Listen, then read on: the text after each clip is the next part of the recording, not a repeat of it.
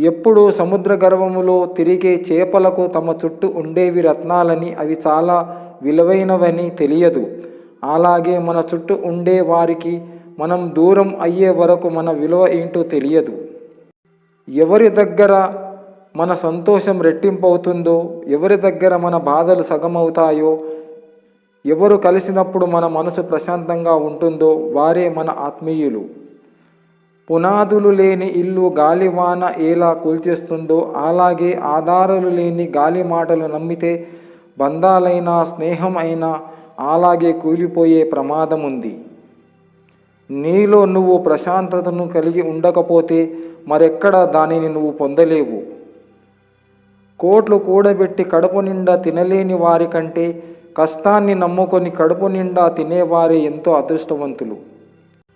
అహంకారం ఇదొక భయంకరమైన కరోనా కంటే పెద్ద మానసిక వ్యాధి. ఈ వ్యాధి సోకిన వాళ్ళు బాగుపడరు, ఇంకొకరిని బాగుపడనివ్వరు. మన జీవితంలో ఎంతమంది తారసపడినా కానీ మన ఆత్మకి దగ్గరగా ఒక్కరు మాత్రమే ఉండగలరు.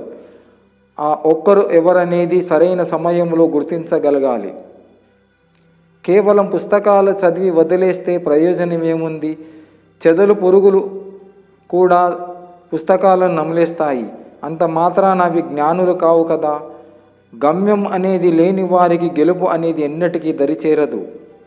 ప్రాణం పోయిన అబద్ధం మాత్రం చెప్పకు. ఎందుకంటే ఈరోజు ఒక అబద్ధం ఒక బంధాన్ని నీకు దగ్గర చెయ్యొచ్చు, కానీ ఒక్కరోజు నిజం తెలుస్తుంది. అప్పుడు నువ్వు ఆడిన అబద్ధమే నీ దగ్గరైన బంధత్వాన్ని శాశ్వతంగా దూరం చేస్తుంది. ఆనందంగా ఉన్నప్పుడు మనకు నచ్చని వాళ్లకు దూరంగా ఉండాలి. కోపంగా ఉన్నప్పుడు మనకు నచ్చని వాళ్ళకి దూరంగా ఉండాలి. అవకాశం పొందడం గొప్పతనం కాదు, పొందిన అవకాశాన్ని సద్వినియోగం చేసుకోవడం గొప్పతనం. ఆకలిగా ఉన్నప్పుడు అన్నం పెట్టిన వారిని, సమయానికి సహాయం చేసిన వాడిని ఎన్నటికీ మరవకూడదు. నువ్వు ఈ ఇద్దరిని మరిస్తే ఆకలిగా ఉన్నప్పుడు అన్నం దొరకదు, సమయానికి సహాయం చేసేవాళ్ళు దొరకరు. లోకం ఎలా ఉంటుందో చూడడానికి కళ్ళే అవసరం లేదు, మనసు ఉంటే చాలు. నిమిషానికో మనిషి నిజస్వరూపం కనబడుతుంది. జ్ఞానాన్ని మించిన సంపద లేదు, సహనాన్ని మించిన ఆయుధం లేదు, విశ్వాసాన్ని మించిన భద్రత లేదు, నవ్వును మించిన ఔషధము లేదు. ఆశ్చర్యంగా ఇవన్నీ ఉచితం. ధనవంతుడికి సంస్కారవంతుడికి తేడా ఏంది? సముద్రానికి బావికి ఉన్న తేడా.